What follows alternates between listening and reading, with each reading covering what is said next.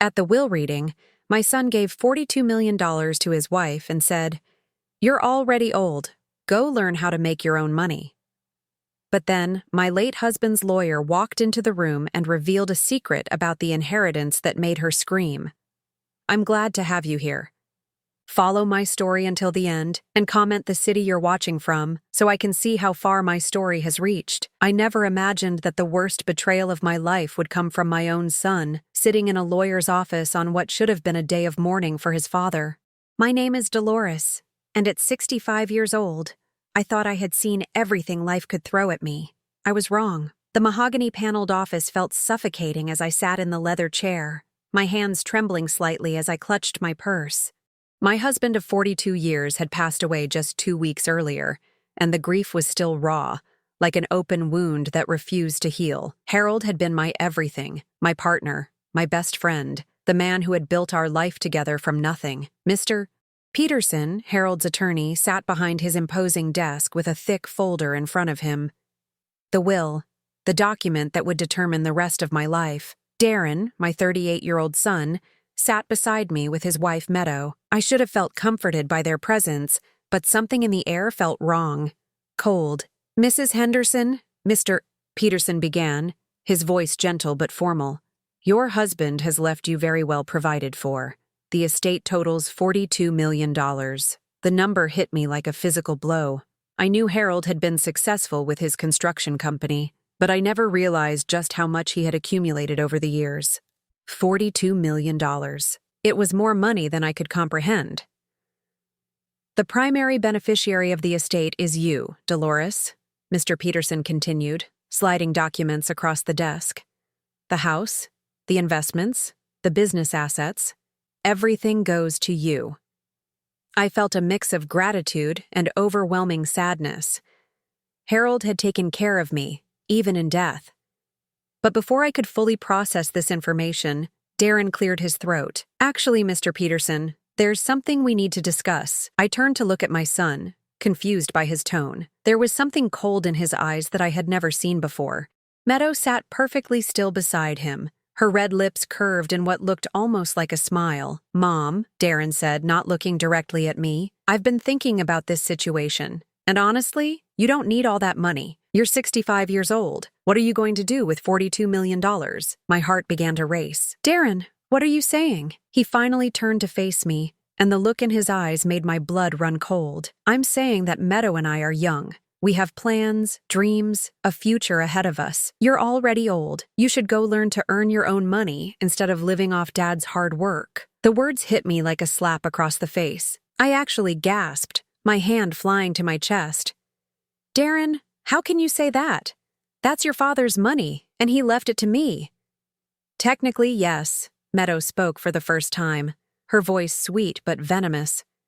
"But let's be practical here. What's a woman your age going to do with that kind of money? You'll probably just waste it on medical bills or, I don't know, bingo games." She laughed, a cold, calculating sound that made my skin crawl. I looked around the room, hoping someone would defend me, tell them how inappropriate this was. Mr. Peterson looked deeply uncomfortable, shuffling papers on his desk, clearly not wanting to get involved in family drama. "I'm transferring the inheritance to Meadow," Darren announced, as if he was discussing the weather. "It's the smart thing to do. She's got a head for business, and frankly, Mom, you've never been good with money anyway." I felt like I was drowning. The room seemed to spin around me as I tried to process what was happening. My own son, the child I had carried for 9 months, raised, sacrificed for, was stealing my husband's final gift to me. "Darren, please," I whispered, my voice barely audible. "This is what your father wanted. He left this money to me. Dad's gone, Mom. He doesn't want anything anymore." Darren's voice was matter-of-fact, devoid of any emotion. "Look, I'm not leaving you with nothing. I'll make sure you have enough for a small apartment and basic expenses. But $42 million? Come on, be realistic." Meadow leaned forward, placing her manicured hand on the desk. "We're actually doing you a favor, Dolores. Think about it. No stress about managing investments. No worry about people trying to take advantage of you. You can live a simple, quiet life." The condescension in her voice was suffocating.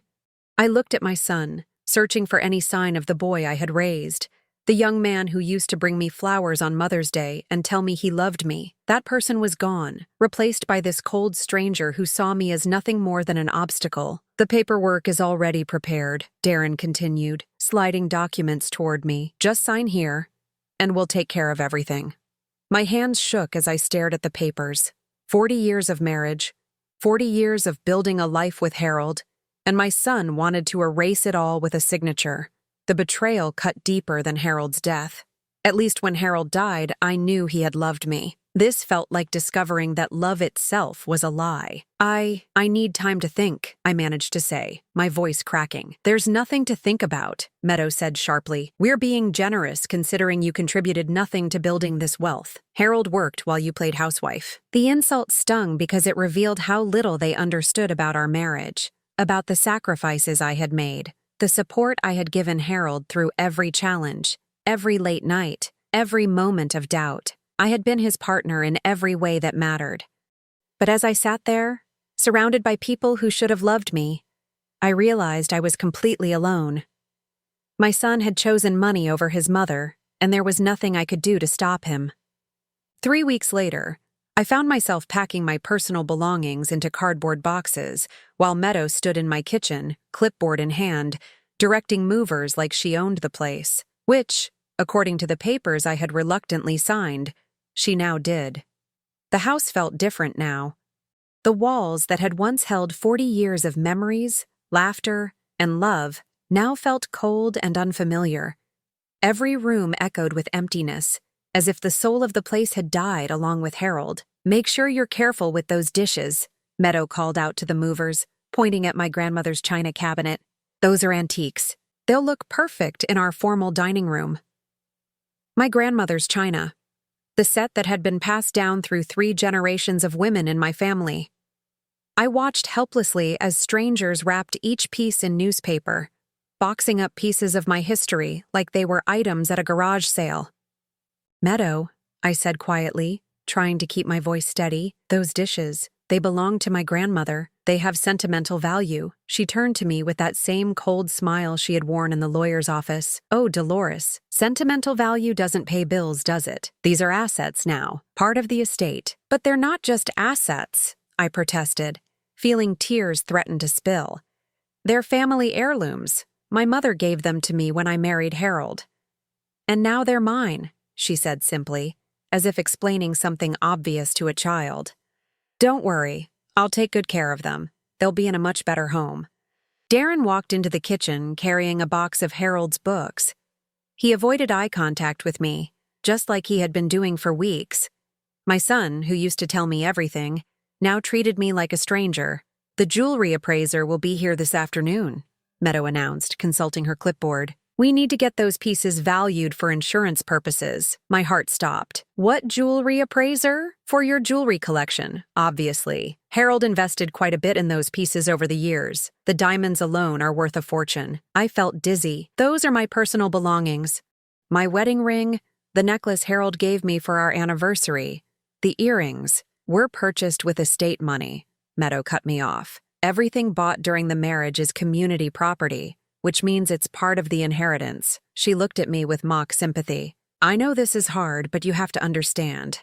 We can't let emotion cloud good business sense. I looked at Darren desperately. Son, please. These aren't business assets. These are pieces of my life, my marriage to your father. For a moment, something flickered across his face. Doubt? Guilt? But then Meadow placed her hand on his arm, and whatever humanity I had glimpsed disappeared. Mom, you're being dramatic, he said, his voice flat. They're just things.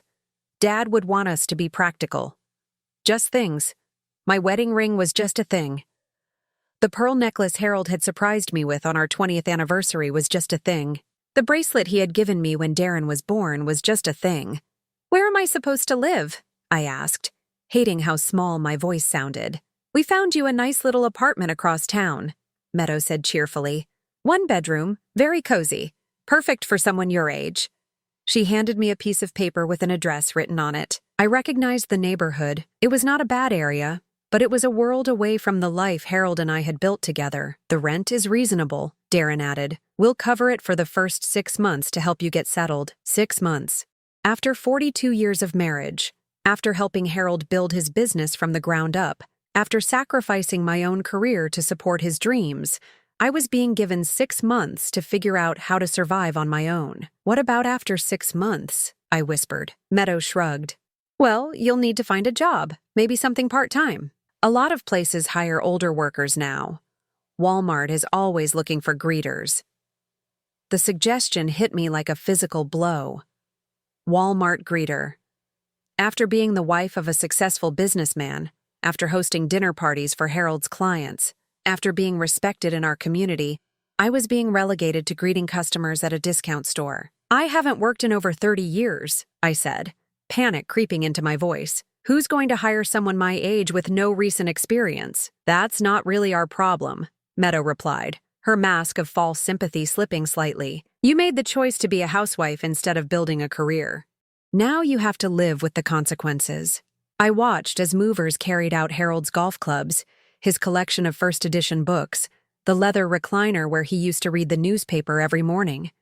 Each item represented a piece of the life we had shared, and all of it was being taken from me. The worst part wasn't even losing the money or the house. It was the realization that my son had become someone I didn't recognize, the boy who used to crawl into my bed during thunderstorms, who had cried when I dropped him off at college, who had once told me I was the strongest woman he knew. That boy was gone. Oh, and Dolores, Meadow called out as I headed toward the stairs to finish packing my bedroom.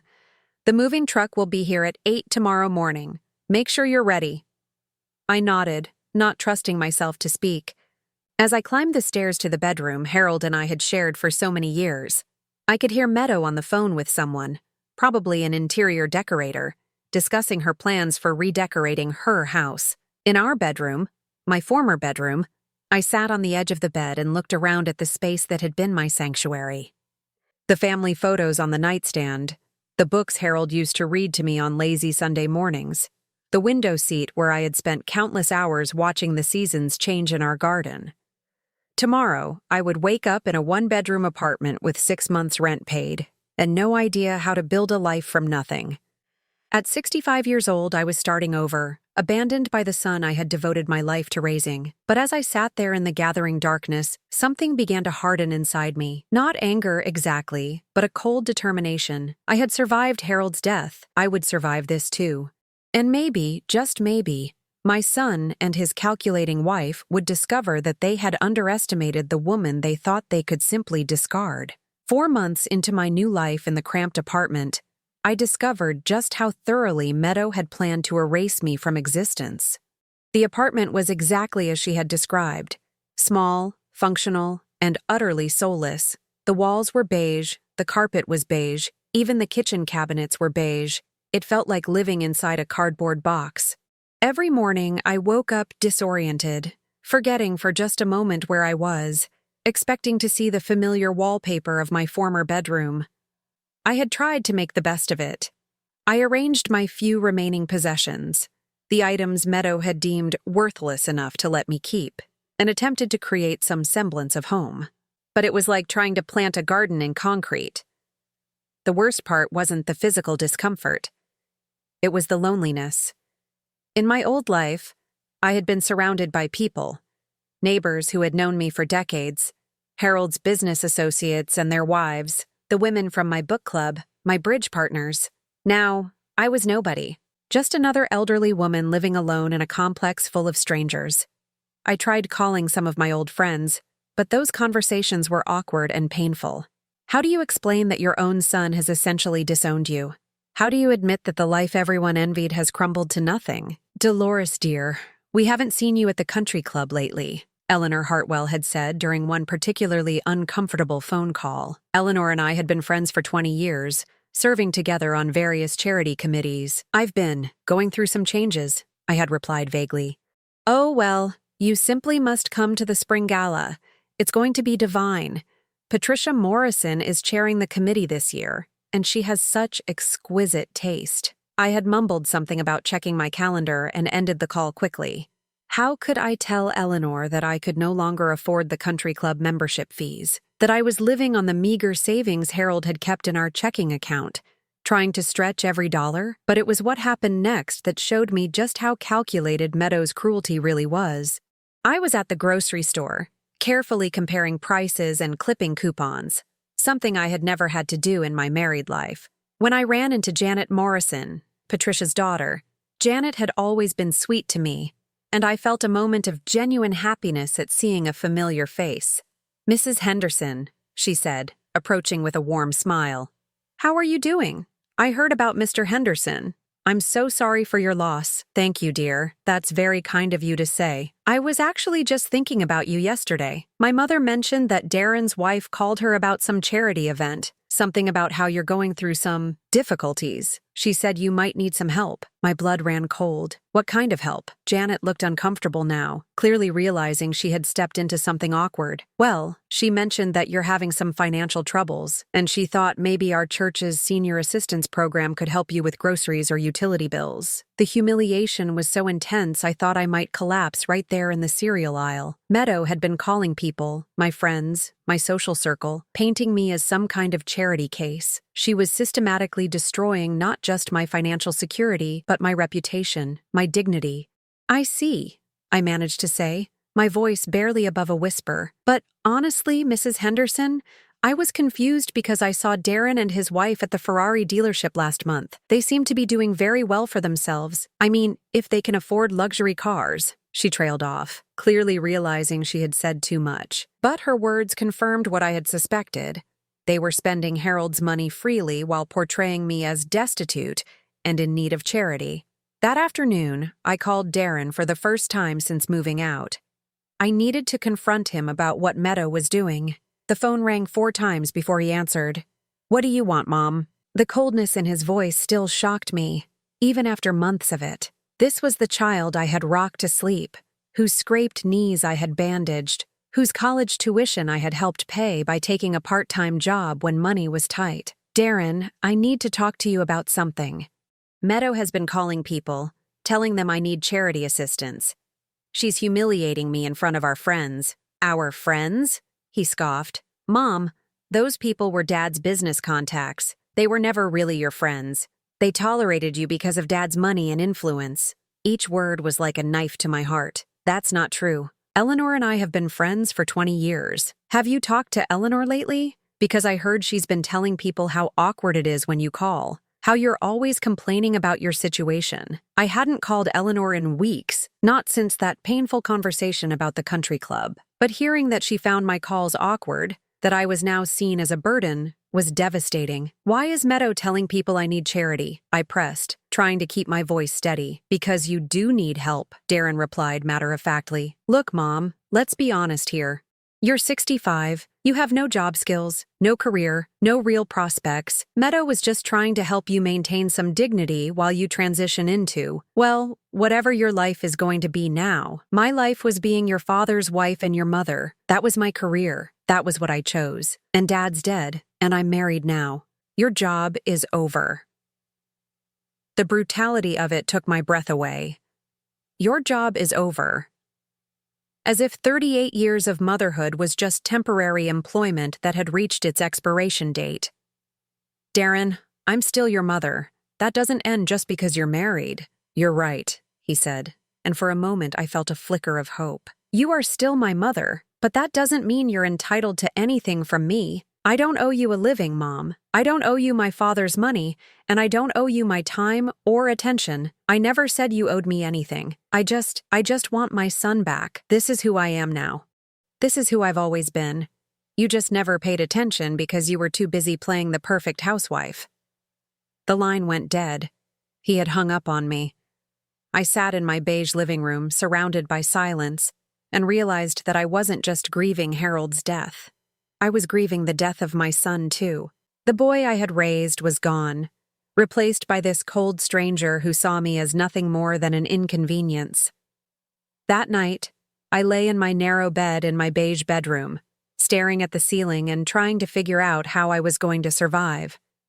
Not just financially, though that was certainly a concern with only 2 months left on the rent Darren had agreed to pay. But emotionally, spiritually, how do you rebuild a life when everything you thought you knew about yourself, about your family, about love itself, has been stripped away? I thought about Harold and wondered if he had known. Had he seen the coldness in Darren that I had missed? Had he realized that our son would abandon me the moment he was gone? And if he had known, why hadn't he protected me? But as I drifted off to sleep that night, a small voice in the back of my mind whispered something that would change everything. Maybe he did. The knock on my apartment door came on a Tuesday morning, exactly 6 months after I had signed those devastating papers in Mr. Peterson's office. I was sitting at my small kitchen table, surrounded by job applications and bills, trying to figure out how I was going to pay next month's rent when Darren's assistance ended. The applications were depressing reminders of my situation: part-time positions at department stores, grocery chains, and fast food restaurants, jobs meant for teenagers and college students, not 65-year-old women who had spent their adult lives managing households and supporting their husbands' careers. When the knock came, I assumed it was my landlord, Mr. Chen, coming to discuss my lease renewal. I had been dreading this conversation for weeks, knowing I couldn't afford to stay but having nowhere else to go. I opened the door to find a distinguished older gentleman in a crisp navy suit holding a leather briefcase. He was tall and silver-haired, with kind but sharp blue eyes behind wire-rimmed glasses. "Mrs. Dolores Henderson?" he asked politely. "Yes, that's me. My name is William Ashworth. I was your late husband's personal attorney." I frowned, confused. "But Mr. Peterson handled Harold's will. I don't understand." Mr. Ashworth smiled slightly. "Mr. Peterson handled the primary will, yes. I handled other matters for your husband. May I come in? I have some rather important documents to discuss with you." Something in his tone made me step aside and let him enter. He looked around my small apartment with what seemed like sadness, then set his briefcase on my kitchen table, pushing aside my job applications. "Mrs. Henderson, I apologize for not contacting you sooner. Your husband gave me very specific instructions about when and under what circumstances I was to approach you with this information." "What information?" I asked, sinking into the chair across from him. He opened his briefcase and withdrew a thick manila folder. "Harold came to me about 2 years ago, very concerned about some changes he was observing in your son Darren, particularly after Darren married Meadow." My heart began to race. "What kind of changes?" "He noticed that Darren had become increasingly dismissive of you, increasingly focused on material things. Harold was worried about what might happen to you if Darren gained control of the family finances." Mr. Ashworth opened the folder and pulled out a document I had never seen before. "This is what we call a conditional will, Mrs. Henderson. It was designed to work in conjunction with the primary will Mr. Peterson read to you." I stared at the papers, my hands shaking slightly. "I don't understand. Your husband was a very wise man. He hoped he was wrong about Darren, but he wanted to protect you just in case he was right. So he created a test." "A test?" Mr. Ashworth leaned forward, his expression grave. "The inheritance Darren received was conditional, though Darren was never told this. If, within 6 months of Harold's death, Darren treated you with kindness and respect, if he ensured you were comfortable and cared for, then the inheritance would become permanently his." My breath caught in my throat. "And if he didn't? If he abandoned you, humiliated you, or left you in financial distress, then the entire inheritance would revert to you, along with additional assets that Harold had set aside specifically for this contingency." The room seemed to spin around me. "Additional assets?" Mr. Ashworth smiled for the first time since entering my apartment. "Mrs. Henderson, your husband was far more successful than even you knew. The $42 million was just the portion of his wealth that he kept visible.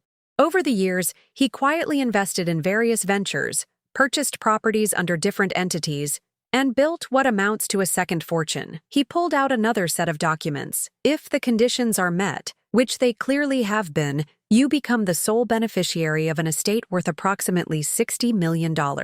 I couldn't breathe. $60 million. More than Harold had ever told me about. More than I had ever imagined. "The 6-month period ended yesterday," Mr. Ashworth continued. "I have been monitoring the situation, as Harold instructed.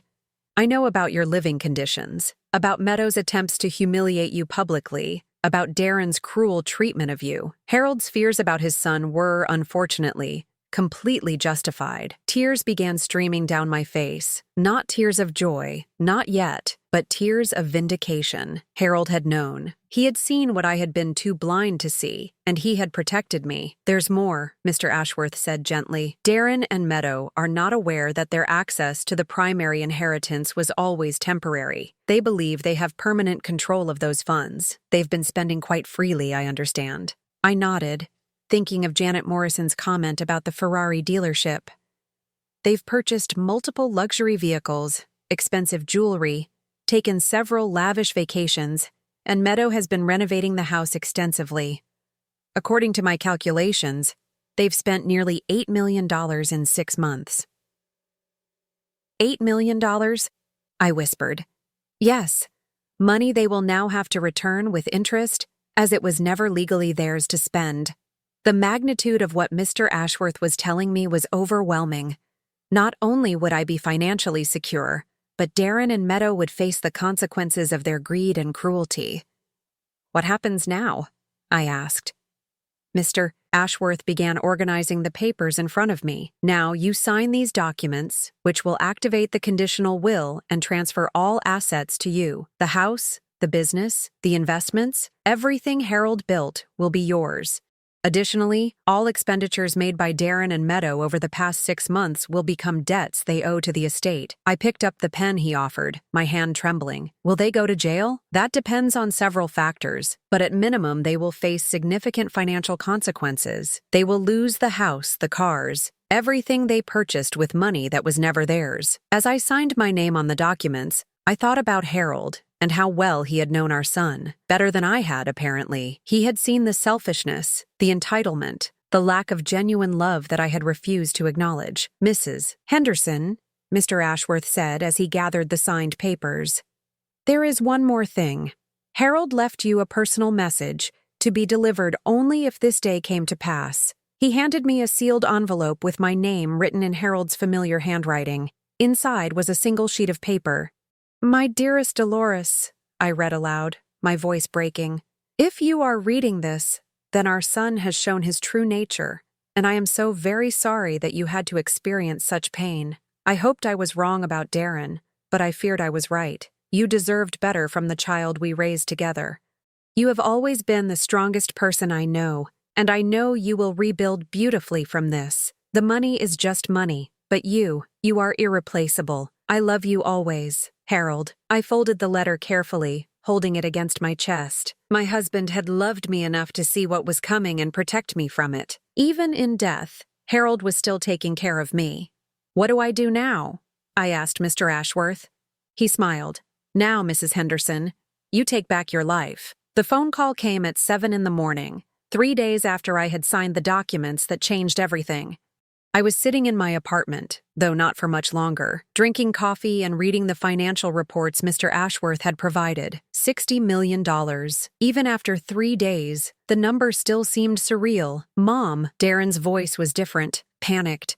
Gone was the cold indifference I had grown accustomed to over the past months. Hello, Darren. Mom, we need to talk. Right now. There's been some kind of mistake with Dad's estate. I set down my coffee cup carefully. What kind of mistake? Our accounts have been frozen. The bank is saying there's some legal issue with the inheritance. They won't tell me anything else, just that I need to contact some lawyer named Ashworth. I felt a calm satisfaction wash over me. It was beginning. I see, I said simply. Mom, you need to call Peterson. You need to find out what's going on. This is your husband's money we're talking about. Your husband's money, not our father's money. Not family money. Even in his panic, Darren couldn't acknowledge that Harold had been my husband first, my partner for 42 years. Actually, Darren, I already know what's going on. There was silence on the other end of the line. Then, in a voice that was barely controlled, he said, What do you mean you know? I mean, I know about the conditional will. I know that you never actually inherited anything. I know that you've spent $8 million of money that was never yours. The silence stretched longer this time. I could hear Meadow's voice in the background, sharp and demanding, though I couldn't make out the words. That's impossible. Darren finally said. Peterson read the will. Everything was left to you, and you transferred it to us. I transferred the primary inheritance, yes. But there was another will, Darren. A conditional one. Your father created a test to see what kind of man you really were. A test? His voice cracked on the word. If you had treated me with kindness and respect after his death, if you had made sure I was comfortable and cared for, then the inheritance would have been yours permanently. But if you abandoned me, humiliated me, left me struggling, I paused, letting the implications sink in. Well, then everything would revert to me. No. The word was barely a whisper. No, that's not. Dad wouldn't have done that. Your father knew you better than I did, apparently. He saw what I was too blind to see, that you had become someone who valued money more than family. Meadow's voice became clearer in the background. She was screaming something about lawyers and lawsuits. I could picture her perfectly. Face red with rage, her carefully constructed world crumbling around her. Mom, you can't do this, Darren said. And for the first time in months, I heard something that might have been genuine emotion in his voice. We've spent money. We've made commitments. We bought the house renovations, the cars. Yes, I'm aware. $8 million worth of spending on money that was never yours.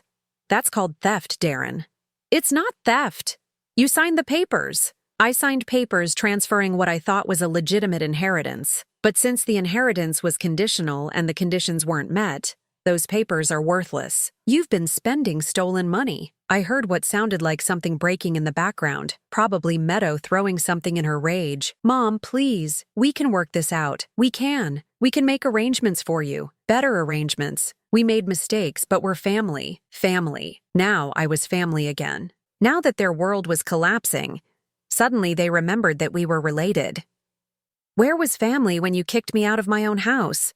Where was family when you told me to go learn to earn my own money? Where was family when Meadow called my friends to tell them I needed charity? We were wrong about that. But Mom, you have to understand. We have obligations now. The mortgage on the house, the car payments, obligations you created by spending money that didn't belong to you. There was a long pause, and when Darren spoke again, his voice had changed. The panic was still there, but now there was something else. Anger. You planned this. You and Dad, you planned this whole thing to trap me. Your father planned to protect me from exactly what you did to me. The trap was your own greed, Darren. So what now? You're going to destroy your own son? Your own family? You destroyed this family when you chose money over your mother. I'm just taking back what your father wanted me to have. Meadow grabbed the phone. I could hear the struggle. Then her voice came through, high-pitched and venomous. You bitter old witch. You can't take what's ours. We'll fight this in court. We'll prove you manipulated Harold, that you influenced him against his own son. Good luck with that, Meadow. Harold made those arrangements 2 years ago, long before he became ill, and he documented very carefully his concerns about Darren's character. This is extortion, blackmail. No, dear, this is consequences. I hung up the phone, my hands surprisingly steady. Within an hour, there was pounding on my apartment door. I looked through the peephole to see Darren and Meadow standing in the hallway. Darren looked haggard, like he hadn't slept. Meadow looked like a woman on the verge of a complete breakdown. I opened the door but left the chain latch engaged. Mom, let us in. We need to talk about this rationally. We can talk through the door. Please, Meadow said, and I was shocked to see tears in her eyes. Please, Mrs. Henderson, we're desperate here. We have payments due, obligations. If you take the money back, we'll lose everything. Everything you bought with stolen money, yes. Darren pressed his face close to the crack in the door. Mom, I know I said things I shouldn't have. I know I hurt you, but I'm your son, your only child. Dad would want you to take care of me. Your father specifically designed this situation to punish you for not taking care of me. I think his intentions are pretty clear. We'll make it up to you, Meadow said frantically. We'll buy you a house, a nice house. We'll give you an allowance, enough to live comfortably. With my own money, it doesn't matter whose money it is. The important thing is that we all benefit. I stared at her through the crack in the door. Even now, facing complete ruin, she still didn't understand. She still thought this was about money, about transactions and arrangements. She couldn't comprehend that it was about love, about respect, about the basic human dignity she had spent months systematically stripping away from me. "The lawyers will be in touch with you about the repayment schedule," I said quietly. "You have 30 days to vacate my house." "Your house?" Darren's voice cracked. "Mom, that's my childhood home. That's where I grew up. And it's where I lived with your father for 40 years. It's where he wanted me to spend the rest of my life, not in some beige apartment living on charity." I started to close the door, but Darren's voice stopped me. "Mom, wait, please. Just, what do you want? What would it take for us to work this out?" I looked at him through the crack in the door. This man who used to be my little boy, who I had loved unconditionally for 38 years. And I realized that the son I had raised was truly gone.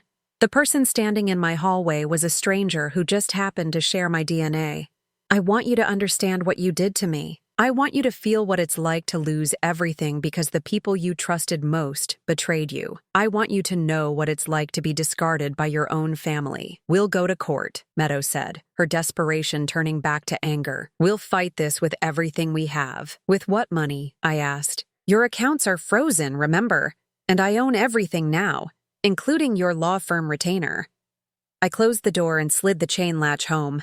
They pounded and shouted for another few minutes before finally giving up. As their footsteps faded down the hallway, I felt something I hadn't experienced in months: peace. 6 months later, I stood in the garden behind my house again, watching the sunrise paint the sky in shades of gold and pink. The roses Harold had planted for our 20th anniversary were blooming magnificently, as if celebrating my return home. The house felt different now.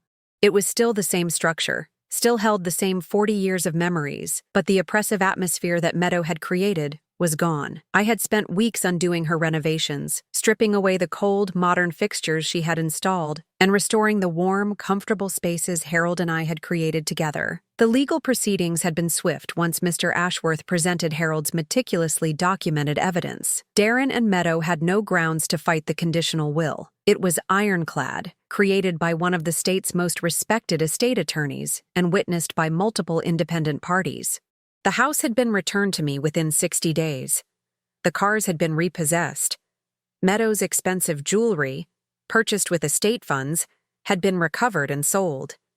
Even the renovations she had made were calculated as debt against the estate, since they had been paid for with money that was never theirs. In the end, Darren and Meadow owed the estate nearly $12 million, the original $8 million they had spent, plus interest, legal fees, and penalties. It was a debt they would never be able to repay. I heard footsteps on the stone path and turned to see Eleanor Hartwell approaching. She looked nervous, uncertain, a far cry from the confident socialite I had known for 20 years. "Dolores," she said carefully, "thank you for agreeing to see me. I had been avoiding most of my old social circle since returning to the house. The humiliation of learning how they had talked about me, how they had seen me as a burden and an embarrassment, was still fresh."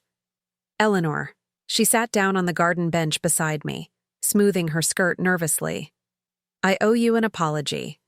Several apologies, actually." I said nothing, waiting. "I was wrong about you, about your situation. When Meadow called, she painted such a convincing picture of you having some kind of breakdown, needing intervention. She made it sound like she and Darren were trying to help you, but you were being stubborn and proud. And you believed her." Eleanor flushed. "I wanted to believe her. It was easier than getting involved, easier than questioning what was really happening. I took the coward's way out." She pulled a handkerchief from her purse, dabbing at her eyes. "The truth is, I was jealous. You and Harold had something special, something real. My marriage to Charles has been more of a business arrangement for years. When I heard you were struggling, there was a part of me that was almost relieved. It made me feel better about my own life." Her honesty was unexpected, and I found my anger softening slightly. "I heard about what really happened," she continued. "About the will, about what Darren did to you. I can't imagine how much that must have hurt." "It did hurt, but not as much as learning how my friends really saw me." Eleanor was quiet for a long moment, watching a butterfly move among the roses. "What can I do to make this right?" "Nothing," I said, and saw her flinch. "I mean that literally, Eleanor. There's nothing you can do to undo what happened. But going forward, you can treat me like the person you've known for 20 years, not like a charity case or a social obligation." She nodded quickly. "Of course. Always." After she left, I walked through my house, touching familiar objects, reconnecting with the life I had been forced to abandon. Harold's books were back on the shelves. My grandmother's china was in its proper place. The family photos that Meadow had hidden away were displayed again. But it wasn't just about reclaiming possessions. I was reclaiming myself. I had spent 6 months being told I was worthless, too old, a burden. I had started to believe it. Now, at 66 years old, I was discovering who I really was beneath all those years of being Harold's wife and Darren's mother. I joined a book club at the library, not the exclusive one at the country club, but a group of women who read for the love of books, not for social status. I volunteered at a literacy program, teaching adults to read. I traveled to places Harold and I had always talked about visiting, but never made time for. Most importantly, I learned to be alone without being lonely. For the first time in my adult life, I didn't define myself in relation to someone else. I wasn't Harold's wife or Darren's mother. I was simply Dolores, and that was enough. The calls from Darren had stopped after the 3rd month. At first, they had come regularly. Pleading, angry, manipulative turns that cycled through every emotion except genuine remorse. But I had learned to recognize the difference between regret for his actions and regret for their consequences. Meadow had left him after their financial situation became clear. She had moved back in with her parents, filing for divorce and claiming she had been manipulated by Darren's family. Even in the end, she couldn't accept responsibility for her choices. Darren was living in a small apartment across town, working at a car dealership, the first real job he had held in years. Mr. Ashworth kept me informed of his situation, as the estate needed to monitor his ability to make payments on his debt. Sometimes, late at night, I would think about my son and feel a stab of the old pain, but it was getting easier to remember that the child I mourned had grown up to become someone I didn't recognize. The boy who had once brought me dandelions and told me I was the best mother in the world was gone, replaced by a man who valued money over love. On a warm evening in late spring, almost a year after Harold's death, I was reading on the back porch when I saw a familiar figure walking up my driveway. Darren looked older, thinner. His clothes were wrinkled and his face was drawn. I watched him approach but didn't get up from my chair. "Hello, Mom."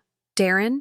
He stood at the bottom of the porch steps, not presuming to come closer. "You look good." "Happy." "I am happy. I'm glad." He seemed to mean it, which surprised me. I've been thinking a lot lately. About Dad, about what he did, about why he did it. I closed my book and looked at him directly. "And what conclusion did you reach?" "That he knew me better than I knew myself. That he saw who I was becoming and tried to protect you from it." Darren's voice was quiet, tired. "I've been angry about it for months, but I think I understand now. Do you? I threw away the most important thing in my life for money. And not even my money. Money that was never mine to begin with." He sat down heavily on the bottom step. "Meadow left me, said I ruined her life. But the truth is, I ruined my own life. I ruined our family." I studied his face, looking for signs of manipulation, for the calculated emotion I had learned to recognize. But there was something different about him now, a defeat that seemed genuine. "I don't expect forgiveness," he continued. "I know what I did was unforgivable. I just wanted you to know that I understand now what Dad was trying to teach me. And I understand why he chose to protect you instead of me. Your father loved you, Darren. That's why he created the test. He hoped you would pass it. I know, and I failed spectacularly." He stood up slowly. "I should go. I just wanted to tell you that I'm sorry. Really sorry. Not for getting caught, not for losing the money, but for what I did to you. You deserved so much better from me." He turned to leave, then stopped and looked back. "Oh, and Mom? Dad was right about something else. You are the strongest person I know." I watched him walk back down the driveway and disappear into the gathering dusk. I felt sad for him, for what he had lost, for what he had thrown away, but I didn't feel the overwhelming grief I had expected. Some bridges, once burned, cannot be rebuilt. Some trust, once broken, cannot be repaired. I had learned to accept that. As I sat in my garden that night, surrounded by the life Harold and I had built together, I realized that I had found something I hadn't even known I was looking for. Not just financial security, not just vindication, but something more precious, the unshakable knowledge of my own worth. I was 66 years old, and for the first time in my life, I was truly free. Free from the need to please others. Free from the fear of abandonment. Free from defining myself through other people's eyes. The roses Harold had planted continued to bloom, and I was finally ready to tend my own garden. Now I'm curious about you who listened to my story. What would you do if you were in my place? Have you ever been through something similar? Comment below, and meanwhile, I'm leaving on the final screen 2 other stories that are channel favorites, and they will definitely surprise you. Thank you for watching until here.